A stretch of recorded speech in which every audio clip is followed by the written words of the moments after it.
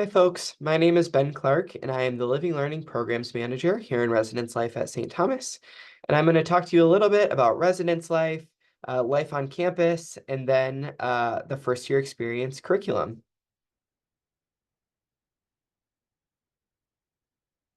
So we have 5 first-year residential communities on campus: Dowling Hall, Ireland Hall, Brady Hall, Shinneker Hall North, and Murray Hall, all of which have been built or renovated within the last 5 years, and all of which have a variety of community spaces, laundry facilities, and really everything you would need to comfortably live on campus. All of these spaces are only for first-year students, so our second-year students and upper division students that live on campus with us live in other residence halls. These 5 spaces are dedicated just to first-year students. We also have a 2-year on-campus living requirement here at St. Thomas, so we do offer a variety of spaces for our second-year students as well, including suite-style spaces in Fry Hall, Flynn Hall, and Grace Hall, as well as more traditional apartment-style spaces in mid-campus, Morrison Hall, and Flynn Hall.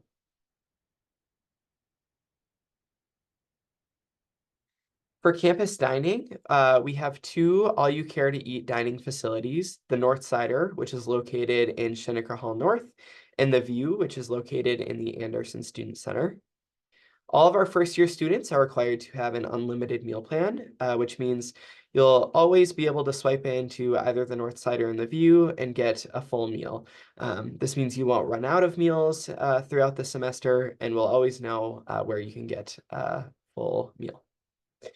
Then we have Scooters and Teas, which are our quicker grab-and-go dining options.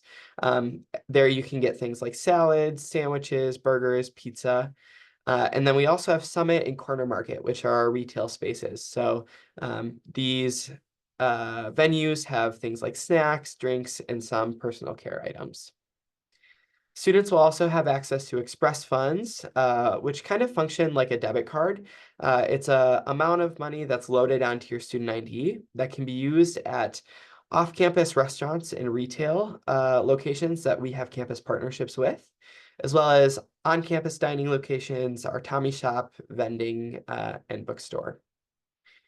I also like to highlight that our food and meals are generally pretty customizable and offer a variety of options each day. So each dining hall serves different things every day, and then our other dining facilities also offer a variety of options. And particularly where we have options that will meet certain diet, nutrition, and allergy needs. We also have a campus dietitian who can help students make a plan to navigate any specific dietary needs that they have. Now I'm going to talk a little bit about our Tommy Advantage, which is our co-curriculum that we use in residence life, and is essentially a structured way for students to learn outside of the classroom and in their community. So we have what we call a live-in team, which is comprised of a group of resident advisors who are student leaders that live in the same hall with you and on your residential floors. That can be just a student support system, as well as a full-time staff member who lives in each residence hall and is called a community director or a hall director. And these folks are a 40-hour-a-week staff member who is available to help support and assist students with anything that they might need. So this live-in team facilitates things like roommate agreements, one-on-one meetings with each student, community communications. They hold community meetings, as well as first year and second year events, and events that are just focused on connection and community building.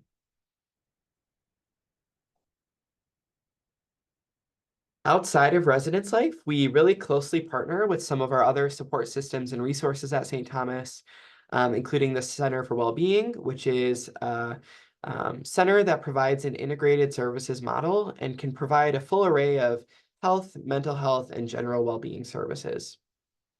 We also work with our Student Success and Retention Department, who are focused on promoting academic success and progress. They help with grade reporting, academic wellness, and generally assist with career and life preparation. And then our care team. So our care team is a group of staff members from a variety of areas across campus that come together as a support network for students.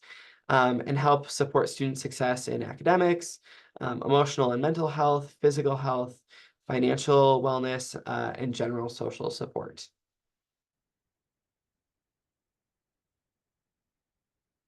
So now we're going to pivot a little bit and just talk about our housing timeline. So starting in January up through April, depending on when you're watching this video, you might be at a different place on this timeline. But January through April, we recommend touring campus and reviewing any first-year admissions information, whether that's from our admissions department or any of our first-year information on our website. Always good to just review all of that stuff and make sure you know what you need to do and what's to come. And then you'll also want to explore your living learning community or common good learning community preferences. I'm going to talk a little bit more about this in the next couple of slides here. And then starting the beginning of March through June 2nd, you'll complete your housing preference form that is currently open. And then later on in the semester, you'll receive information about the course preference form, where you'll start to preference the courses you want to take and some of your academic interests. Then in mid-June through July 6th, you'll have the option to complete the roommate preference form. So this is if you already know who you want to live with or have a specific roommate in mind, you will complete this form. If you do not complete the form, we will automatically assign you a roommate based on your roommate matching preferences on your housing preference form. Sorry. And then in July, you will attend an orientation and registration session or an alternate session based on the OISS plans. And then in late July, you'll receive your housing assignment and instructions for move-in and time selection. And then the week of August 26th is move-in week. So that's when our students all start to come back to campus and welcome week activities begin.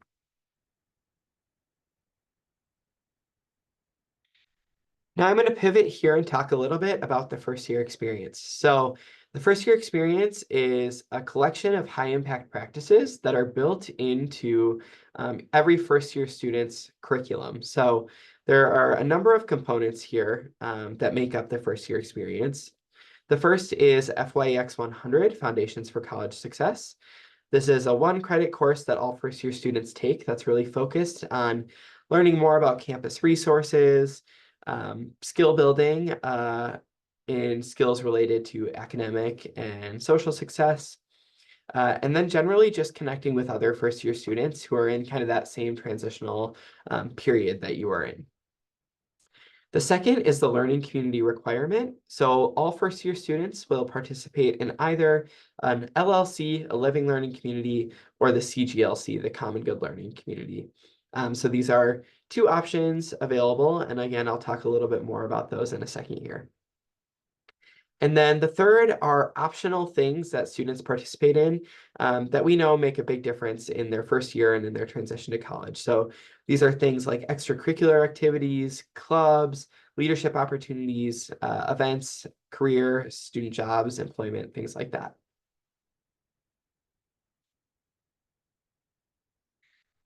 Okay, so to dive a little bit into our living learning communities, again, this is one of two options for fulfilling the first year experience learning community requirement.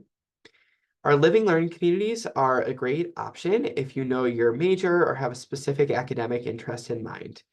So our living learning communities are groups of students that all come in together as a cohort and live on the same residence hall floor, take one or more courses together, and attend specialized events that are planned for them by their faculty members. So these LLCs are a group of students that have the same academic or general like major interests.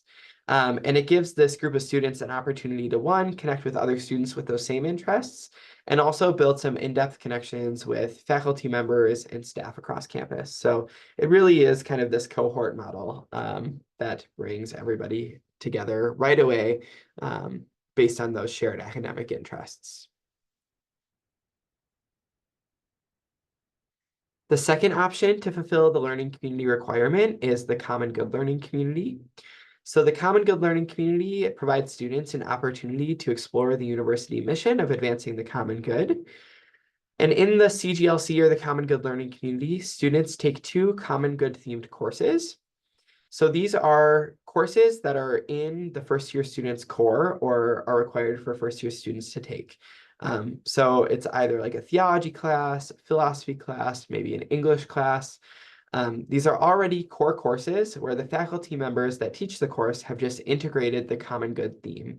So you're not taking any extra courses by being a part of the CGLC. They are already built into your core curriculum. And I will also add our Living Learning Community, or LLC courses, are also not extra courses. They're already courses that students are required to take. So none of the courses that you'll take in the Learning Community requirement will be extra courses or extra work. So back to students in the CGLC. Students in the CGLC will attend 4 Common Good themed events.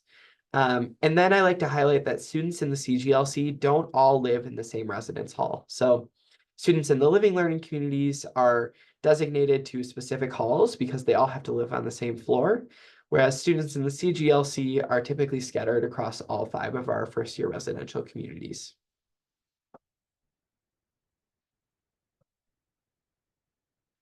So as you are starting to think about whether you would want to preference an LLC or the CGLC, there are some things you might want to consider in terms of what's most important to you. So some of the top things that students are thinking about now when trying to make that decision are whether they want to be in an LLC, be in a specific hall, or have a specific roommate. So I'm going to provide some examples and context around those decisions to kind of help you navigate where you might be at and what your preferences are. So when you're thinking about what's most important to you, if it's most important to you to be in an LLC, so for example, you've gone through the LLC website, you've learned more about the events, the faculty experience, and kind of the cohort model that comes with an LLC, and you really enjoy it, you think it's the best option for you in your first year, you'll want to go through our list of LLCs and decide if there is an LLC that's a good academic fit for you. So for example, if you're going to be a nursing major, you would go through the LLC list and find, yes, nursing is an LLC. So I'm going to say yes and preference that LLC.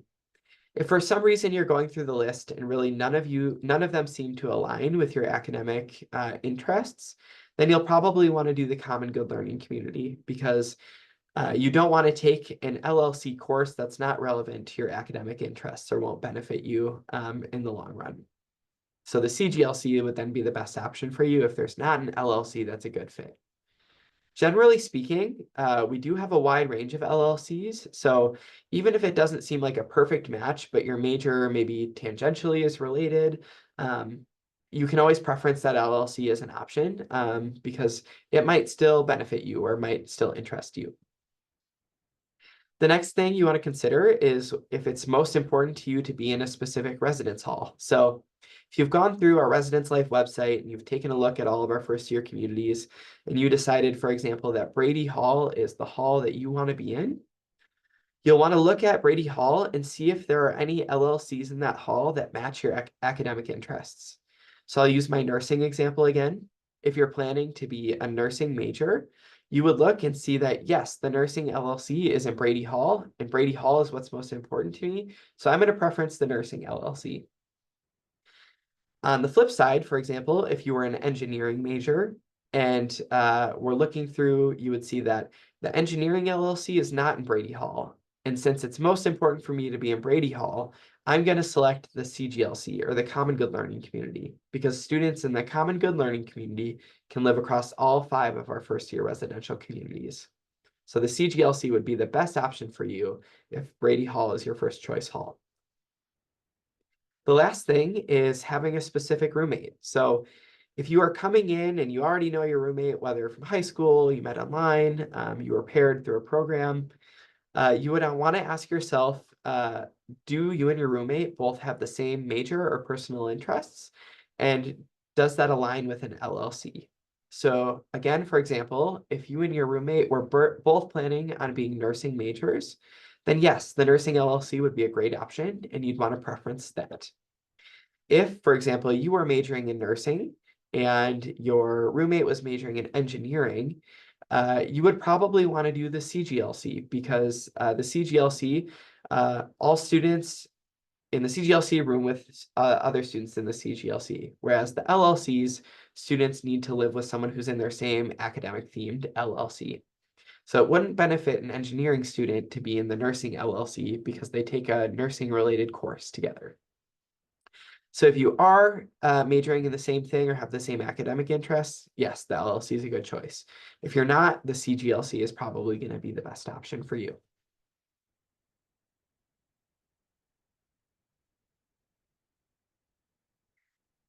So now that you've learned a little bit about LLC and CGLC preferences, I just want to go through what you can expect to see on the housing preference form, which is now open.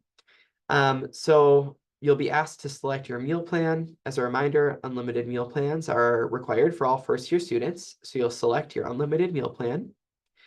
You'll go through and answer 7 roommate matching questions. So these are questions like, how clean do you prefer to keep your room? Do you plan to be here on evenings and weekends? And a number of other questions that we know are really important to finding a good roommate match or a good roommate pair. Then we'll use those roommate matching questions to match you up with someone who has similar responses. Then you'll be asked to fill in your living learning community or common good learning community preferences. So you'll be asked for your top 3 learning community preferences. And we ask that you don't put the same LLC multiple times, but you can put the CGLC multiple times in your preferences if you would like. The reason you can't repeat the LLC is because our LLCs do have capacity limits. So if we reach that capacity limit, we want to know what your second or third choice are so that we can still honor your preferences. Next, we'll ask if you are transferring in any credits. So things like AP credits or PSEO or any college equivalent course credits that you're transferring in. If you don't know right away, that's okay. But just let us know what you anticipate you'll be transferring in. Next, you'll be asked to rank your residence hall preferences. So we'll ask you to rank our 5 first-year residential communities in order of your preference from 1st to 5th.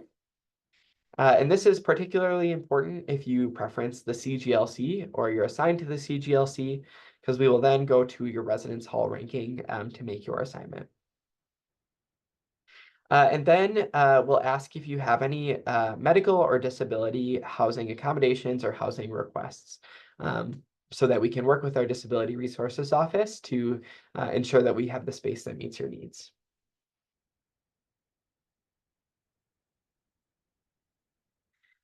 And then item drop-off and move-in. So we'll have item drop-off days available prior to move-in that have no overnight stay. And then we have 2 separate days for LLC and CGLC move-in. So I anticipate that you will all move in earlier through working with OISS. And then our domestic students will all move in the Tuesday and Wednesday of that last week in August. So you'll move in early, and then those folks will move in, and then welcome days will begin shortly after that. And then just some ideas for planning tips. It's helpful to think minimally, so great to just make sure you have any personal essential items that you need. And then if you want to start adding like furniture or decor, those things are easier to add later on than they are to remove from your room. So starting with the essentials and building from there is always helpful. You'll want to coordinate with your roommate once you have your roommate assignment on if they plan to bring any soft seating, TVs, gaming systems, large decor, things like that, so that you don't end up doubling up or having multiple of the same item brought, especially those things that take up more space. You should know what you shouldn't bring. So things like no rope lights, string lights, or holiday lights. We don't allow adhesive wallpaper or general adhesive products. So you can see on our website the full list of things that we don't allow, but these are some of the more popular things that folks will bring. And the main reason is because they cause damage, and we don't want you to be billed for that damage at the end of the year. And then lastly, purchasing or renting a microwave or mini fridge. We do have some rental vendors that we offer on our website who You can order your microwave and mini fridge through, or you can purchase them and coordinate that with your roommate who's going to bring those items.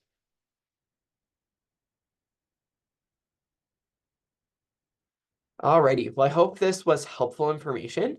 And I know it's a lot of information. So if you have any questions or anything after this presentation, please feel free to reach out to our office. You can contact us at reslife@stthomas.edu or by phone, and we will get back to you. But generally speaking, we're just really happy to help answer any questions that you have about the experience living on campus, or more practical things like roommate assignments, what you should bring to campus, things like that. We are just happy to help. So feel free to contact us if you need anything. Thank you.